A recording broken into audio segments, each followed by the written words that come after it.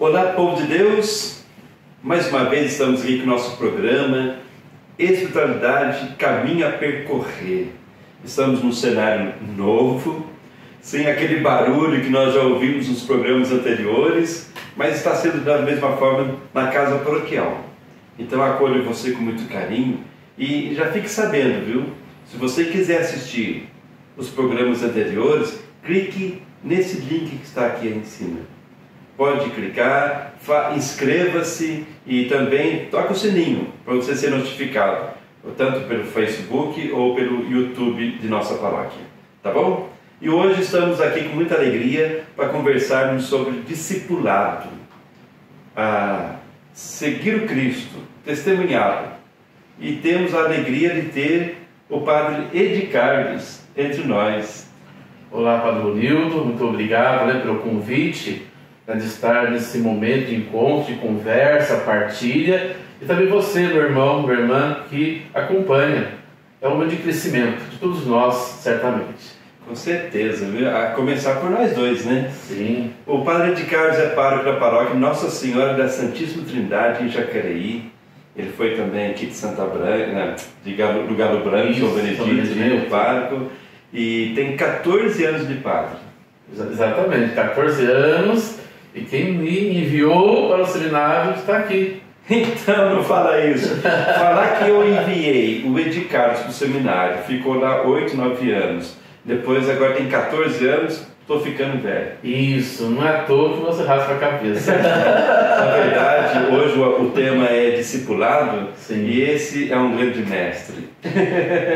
Bem, entre aspas, né? Acho que o mestre se torna mediante um caminho a ser percorrido, né? E vejam que tendo alguém que nos encaminha, motiva, incentiva, vejo que é um aprendizado tanto aquele que é enviado, também aquele que faz esse processo, né? Eu me lembro muito, antes de começar a nossa conversa sobre o tema, da quinta-feira, depois da missa, que você veio falar assim: eu fiz um retiro vocacional, eu desci do seminário, eu te dei um abraço.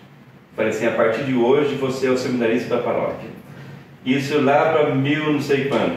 Isso, século passado, né? 98. Então tem o Padre Edi Carlos, tem o Padre Daniel, que também da paróquia Nossa Senhora Perpétua Socorro. Os dois foram enviados. É até um despertar vocacional para você jovem, né, que ainda não se casou, né, pode decidir ser padre, vem conversar com a gente aí, né? Tá bom, então eu convido você para um mistério de silêncio, penetrando no mistério de Deus. É tão simples, mas pode ser tão profundo esse silêncio.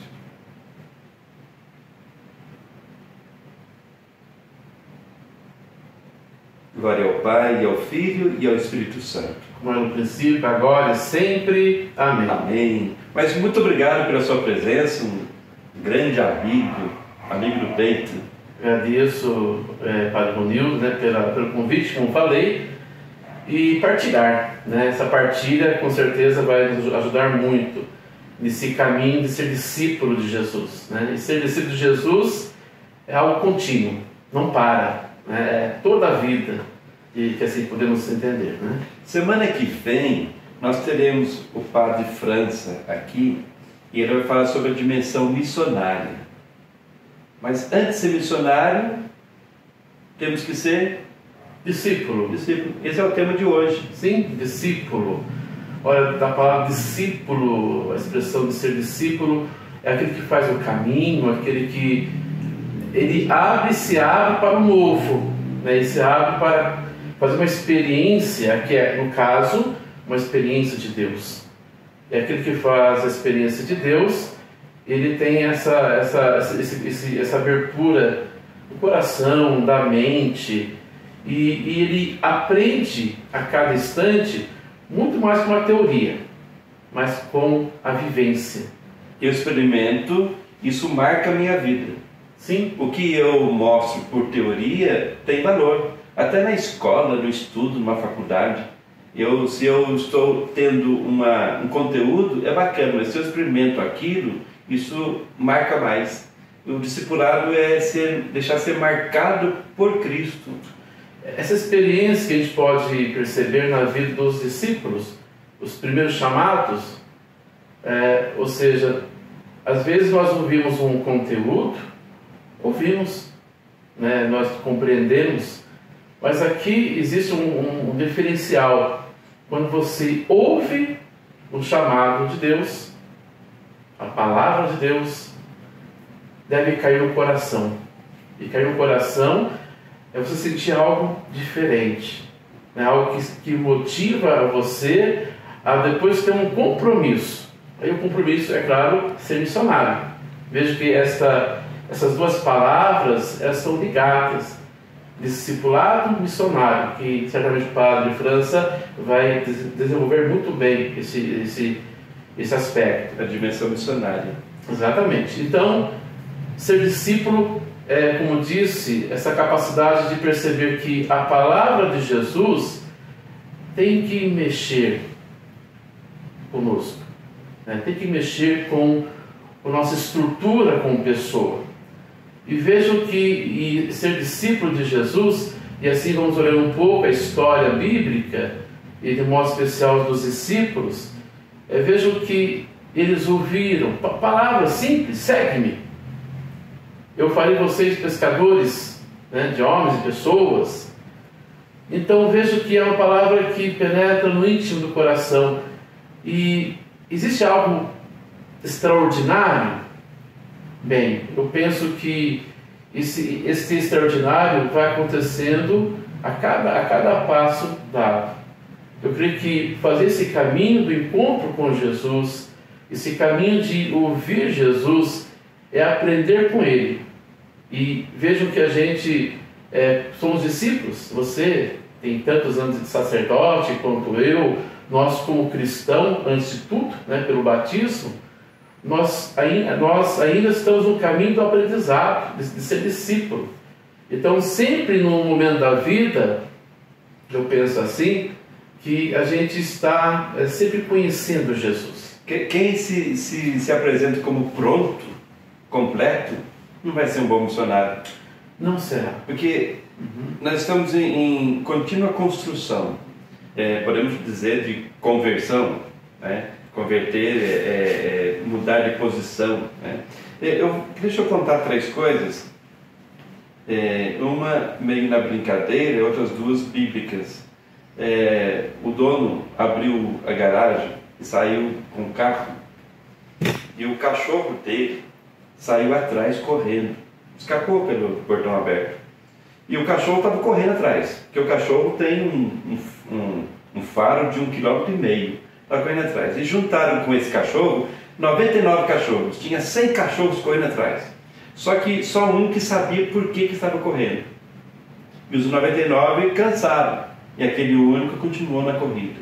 Quer dizer, quando você tem a meta, sabe a razão, ou fez a experiência de Deus, você não vai se cansar. Cansar, todo mundo cansa. Você não vai desistir, né? Essa é uma metáfora que eu apresento. Mas tem uma outra assim, bíblica.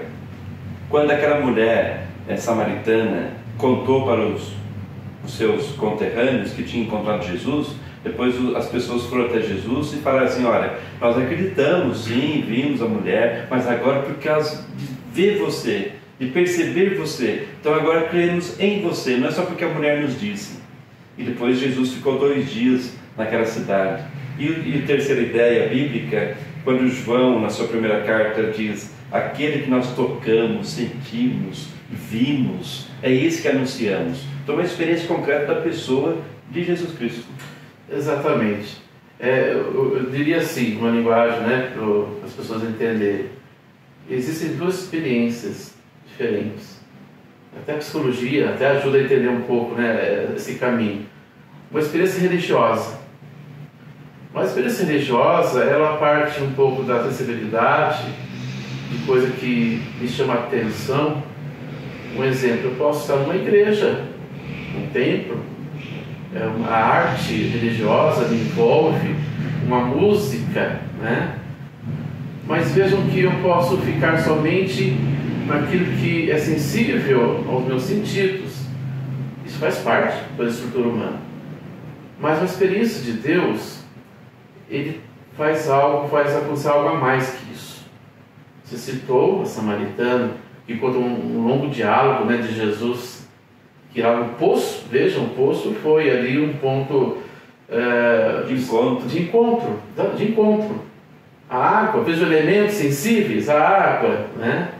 A conversa sobre a vida dela, né, dos seus maridos, e perguntando depois onde deve adorar a Deus, em Jerusalém ou em Garazim, né?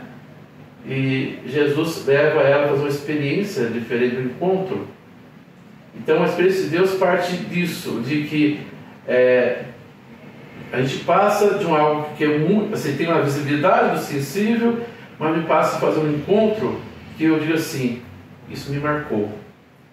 Isso fez eu olhar a minha vida, a minha missão, de uma forma diferente. Então, olhar para Paulo também, o apóstolo Paulo, é um pouco desse caminho, o caminho de Damasco. Eu gosto muito de Paulo, porque de um homem que foi perseguidor, tinha uma convicção, tinha uma estrutura, uma religiosa, a experiência religiosa, vamos usar a expressão dele, uma experiência religiosa, né? Então, assim, firme, convicta. No encontro em Damasco, no caminho de Damasco, com o encontro com Jesus, há uma mudança radical da sua vida.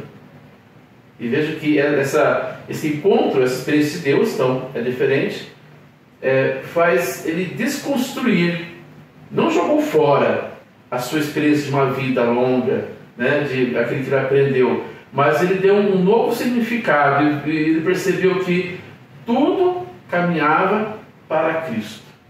E quem lê a carta do apóstolo Paulo, são cartas bonitas para a comunidade, ele sempre toca nessa experiência, né, fundante da sua vocação, ou seja, desse chamado. E vejam que alguém tão bem formado, tão conhecedor da lei, né? Ele mudou os paradigmas. Mudou. A partir de uma pessoa que é Jesus Cristo. Né? Exatamente. Eu chamo a atenção ainda, para de Carlos, que ele tornou-se um missionário, sim, das pessoas, dos povos. Mas ele, logo que foi batizado por Ananias, já começou a anunciar a palavra. Não foi bem aceito. Nem em Jerusalém, depois que ele teve que sair fugido, né, de Damasco. E depois Pedro e Tiago o colocaram num navio e o mandaram para Tarso. E lá Paulo ficou 8 anos em Tarso. Não foi missionário durante 8 anos. Eu tenho para mim a convicção de que Paulo, sendo missionário, sendo escolhido por Cristo, teria que fazer um aprendizado, teria que abaixar um pouco a sua crina, o seu orgulho. Daí ficou 8 anos lá falando, poxa, mas eu escolhi por Cristo, eu fiz a experiência, agora quem sou eu? Não, deixa eu viver meu dia a dia, deixa eu aprender, deixa eu perceber que o centro não sou eu, é Cristo. Depois Barnabé chega lá, Paulo, o que você está fazendo aí? Estou trabalhando com tendas. Não, vamos para Antioquia, vamos lá. Daí começou 8 anos depois que Paulo foi sair. Então, parece um seminário, né? Fica 8, 9 anos ali, para depois viver como padre. Apesar que o padre, ou qualquer cristão, qualquer pessoa humana, sempre, até o fim da sua vida, o último suspiro, deve estar sempre aprendendo. Exatamente, você tocou assim, numa parte muito importante da vida desse grande homem, e vejam a capacidade dele de ser alguém que tinha uma pessoa culta no seu contexto, como disse, na sua riqueza de conhecimento. Estudou numa melhor escola. Isso, Gamaliel. É como se fosse o ITA hoje. Exatamente. Né? E é um cara que diz assim, olha, eu tenho que ir lá em Jerusalém para encontrar com Cefas, Pedro, né? Pedro, quem é Pedro? Né? Uma pessoa, um pescador, quase não tinha uma formação acadêmica, mas alguém que não tem que ir lá e passar nesse processo formativo de discipulado, né, de ficar recluso, entre aspas, é claro, ou seja, ir para aprender, e onde ele foi viver o seu discipulado numa vida de comunidade, encontrar com outros discípulos, né, os apóstolos, é isso, viver em comunidade, lugar de uma construção do discipulado. A comunidade, nós podemos dizer que é a escola. Sim. Onde aprendemos a conhecer, seguir e testemunhar Jesus Cristo. É claro que o discípulo tem que ter uma relação pessoal, né? Pela ação do Espírito, né? É uma relação pessoal, mas a dimensão comunitária está sempre presente, né? No discipulado, no segmento de Cristo. O documento de Aparecida, né, que acho que é o marco da Igreja da América Latina, não é verdade? Que o Papa Francisco foi secretário-geral. Isso. Ele redigiu também o texto final, mandou para o Papa mandou para o Papa. Ele não era Papa na época, né? Exatamente. Eu creio que resgata muito esse sentido da palavra, discipulado e missionário.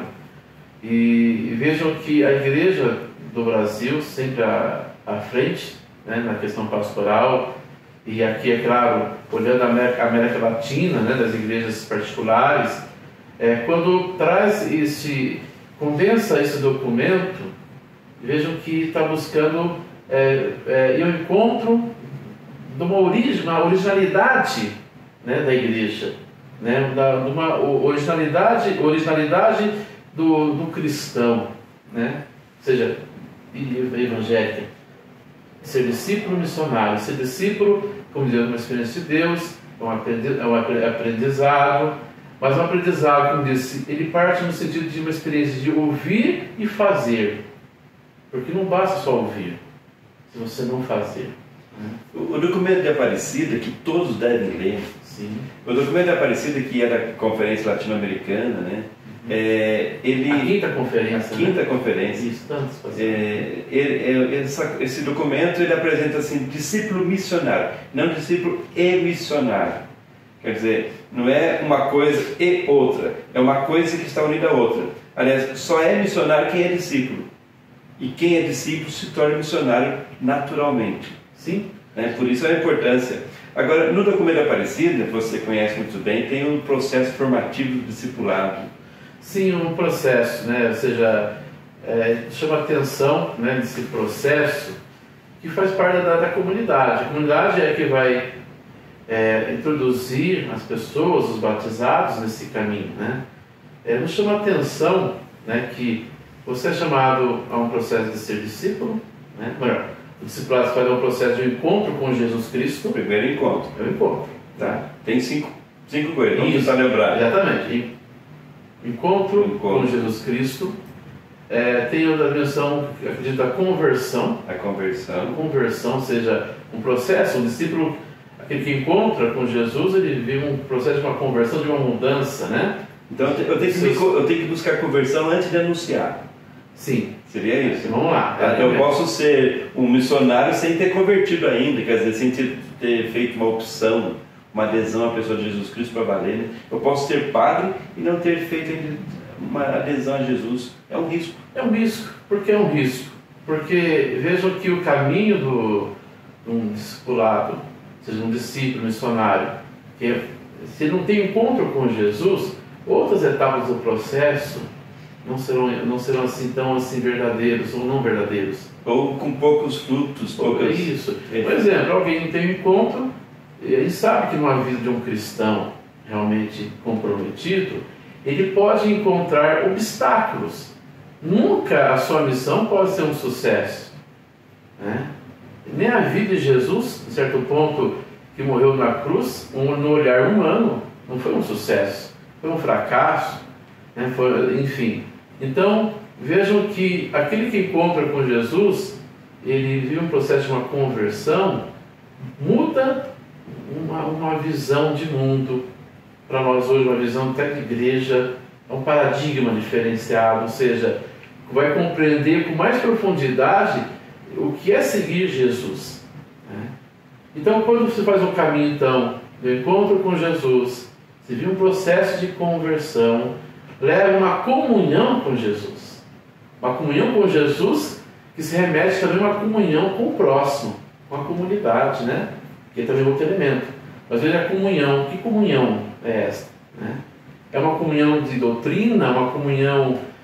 Bem, primeiramente uma... Comungar Jesus na Eucaristia. Isso, é muito mais que isso, né? Isso e muito mais. Muito mais. Então, veja os três elementos. E a comunhão leva essa vivência da comunidade, né? A comunidade é um espaço.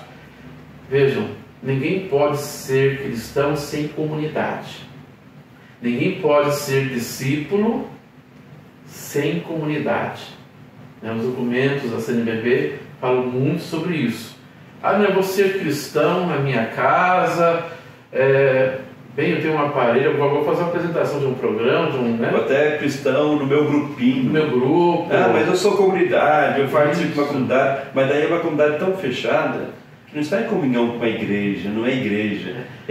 Os meus carismas, as minhas inspirações, tem comunidades que às vezes tem 5 pilares, mas daí de repente é só com um carisma pessoal e não eclesial. Exatamente, porque fere que é a dimensão da comunhão. Infelizmente, é um perigo de nós cairmos em uma fragmentação da fé, né? Uma fragmentação, ou seja, compartimentos. Não, é o meu grupo A, B, C. Não, meu tipo de espiritualidade é esta ou é aquela. E não se vê que a igreja é um todo. Como o apóstolo Paulo diz, é um corpo, né? Cristo é a cabeça, cada um tem a sua diferenciação dos seus membros, mas uma unidade. Eu estou careca. Estou careca de saber, de ouvir grupos, movimentos que se acham mais do que os outros, porque se sente mais abençoado por Deus, mais ungido por Deus. E não é assim, né? Tem grupos que testemunham muito mais às vezes que nós que estamos no dia a dia, né? Mas o processo então, falta um. Vamos lá, falamos de encontro com Jesus, encontro, a conversão, a comunhão, a comunidade, depois a missão. Vem a missão. A missão é por último. Exatamente, né? É claro que quando a gente pensa, é um processo. Não é que um vem primeiro, outro vem segundo, é todo um processo. Acontece. Quem é missionário ainda está na conversão, Exatamente. Ainda tem que provocar o encontro contínuo. Exatamente. Mas se alguém quer ser missionário sem passar por esse processo, não é missionário. Não é missionário. Eu acredito assim que eu penso assim que a missão, quando você sai de sua casa, né? Quando você vai para o trabalho, vai para a escola, vai para a comunidade, você está vivendo esse anunciar Cristo. Mas você já leva toda essa carga de um encontro com Jesus. Eu digo assim que o encontro com Jesus é infinito.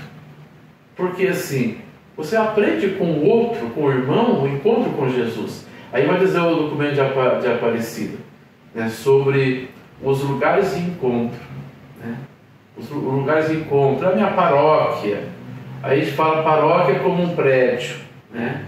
A igreja aqui em São Vicente, ela é paróquia, não é uma paróquia para ter uma divisão geográfica pelo direito canônico, mas aqui estamos pensando paróquia, igreja, uma expressão muito maior que isso. Ou seja, toda aqui essa realidade da comunidade, do encontro com as pessoas. Então, quando eu estou vivendo 1, 2, 3 pessoas comigo, né, partilhando a palavra de Deus, partilhando a vida, porque a palavra de Deus ela é para a nossa vida, né? Ou seja, não é para os anjos, né? A palavra de Deus é que, porque a própria palavra, antes de ser palavra escrita, vejam, é vida. Deus participou na vida humana, olhando desde o Antigo Testamento, né? E de modo especial no Evangelho.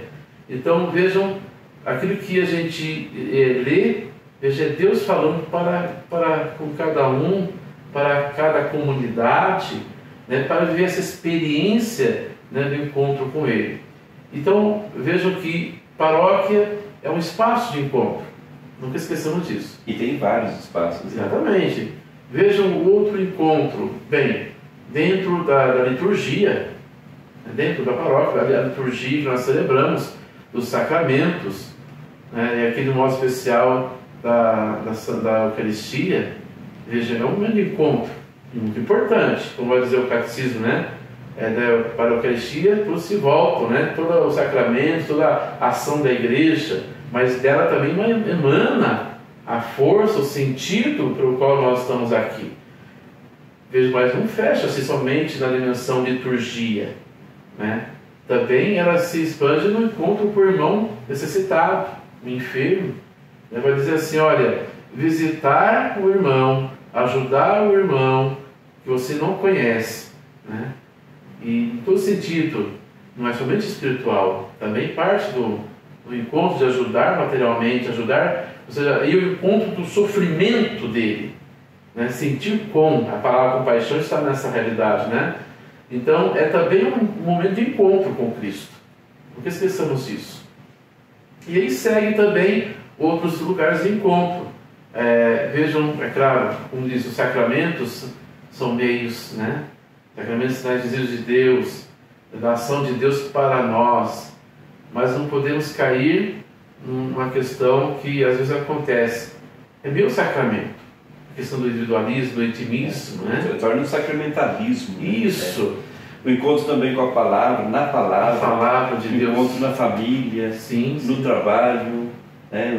O documento de Aparecida apresenta lugares de encontro, né? Meios de comunicação social, etc. Né? O mundo da política. Então, tudo isso é lugar de encontro. Para isso, eu preciso ter uma profunda espiritualidade, uma percepção do movimento do Espírito em nós e nas pessoas, nas situações. Né? Eu tenho um pensamento assim, que espiritualidade, esqueçamos uma visão assim. Eu sou de uma espiritualidade A, B ou C. Eu sou da renovação, eu sou da liturgia, eu sou mariano. Vejam, são expressões de uma única espiritualidade, do encontro com Cristo. Eu gosto, o João coloca, né, aquela passagem bíblica que Jesus diz assim: olha, eu sou a videira, vós sois os ramos. Né? Ou seja, a espiritualidade, cada ela vai viver nessa experiência com Cristo. Você tem uma espiritualidade própria, eu tenho, né? O irmão, a irmã que nós dois temos a espiritualidade presbiteral. Exatamente. O ministério, cada um, quem é casado, conjugal, etc. Né? Então, mas existe algo que é comum a todos, né? Aqui no caso nosso, né? Que fonte. A fonte, ou seja, essa espiritualidade cristã, ou seja, da pessoa de Cristo. Como eu vou manifestar essa espiritualidade na minha vivência discipular? Cada um vai ter um jeito diferente. Padre Carlos, estamos chegando quase no final do nosso encontro já. O tempo passa demais. Justamente para quem nos assiste toda semana, né, todo sábado, 8 da noite é postado esse programa, para dizer que 30 minutos que você reserve o seu tempo para assistir. Se você não assistiu outros programas, assista também, tá bom? Assista, vale a pena, pegue meia hora, né? Discipulado, então, exige espiritualidade, encontro com a pessoa de Jesus Cristo, com o seu projeto, com o reino, né? E tem tanta coisa para a gente falar. Então, vamos para as considerações finais. Né? Eu queria dizer algo muito importante para você, meu irmão, minha irmã, que nos acompanha nesse momento. Vejam que viva a sua vivência, viva a sua vocação de discipulado, né? Vive na intensidade desse encontro com Jesus Cristo. Quando nós vivemos nesse caminho de discipulado com Jesus Cristo, nós estamos vivendo nossa espiritualidade, aprender com Jesus. E trago aqui uma experiência de um pregador, né, muito conhecido lá do Retiro Naciano, né, que é uma espiritualidade, né, que eu gosto, você gosta, uma riqueza, porque era encarnada, né, uma experiência de fé mesmo. E é existencial, é experimental mesmo. Muda realmente, né, muda toda a nossa vida. E o padre Manuel Crécia, né, ele falava assim, uma experiência dele com uma senhorinha, que ele foi visitar uma missão, uma Semana Santa, e ele visitando ela, eu creio que foi para ministrar a unção dos enfermos, e ouviu dela assim, a sua experiência, a sua espiritualidade. Ela colocou assim, né, ele perguntou: como a senhora vive, né, aqui, que era uma casa simples, terra de chão, né, como é o seu encontro com Jesus, né, o que a senhora reza? Ela falou: padre, eu tenho algo muito simples, para mim é fundamental. A minha oração é assim, né? quando eu levanto e me coloco os meus 2 pés, né, descalços no chão, batido de terra, eu digo assim: Senhor, que eu possa seguir os seus passos nesses dias, ou nesse dia. Seja, que eu possa seguir os seus passos nesse dia. Vejam que oração, né, que espiritualidade profunda, né? E simples. Simples. E verdadeira e profunda. Exatamente. Então eu creio que não precisamos complicar as coisas. Né? Viva a vida, viver a vida, até redundante a expressão, né? Mas assim, a vida é isso, é o encontro com Deus em todos os dias, todos os momentos. Né? É encontrar com Jesus que dá sentido à nossa vocação. Então, eu deixo esta palavra, né? esta mensagem para você, que aí sim nós estaremos vivendo o ser discípulo, né? Pela expressão da palavra, ser aquele que faz um caminho com Jesus. Muito bem. Então, eu diria assim no final dessa nossa conversa. A primeira questão, eu entrar na escola de Jesus e também de Maria. Aprender com Maria como seguir Jesus, como ser testemunha dele. E não esquecer dos 5 passos, o processo que o discipulado nos cobra, nos exige. Né? E começa pelo encontro, vai para a conversão e daí continua chegando para a missão. Então que possamos ser mais firmes em nossa vida humana, nossa vida cristã também. Não é mesmo? Exatamente. Muito obrigado, Padre de Carlos, pela sua presença aqui, bacana demais, uma solidariedade fraterna, sempre a solidariedade é fraterna, né? E eu te convido para abençoar o povo comigo agora. Sim, meu.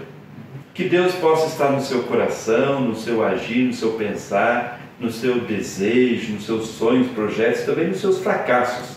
E desça sobre você a bênção de Deus. Em nome do Pai, do Filho e do Espírito Santo. Amém. Até semana que vem.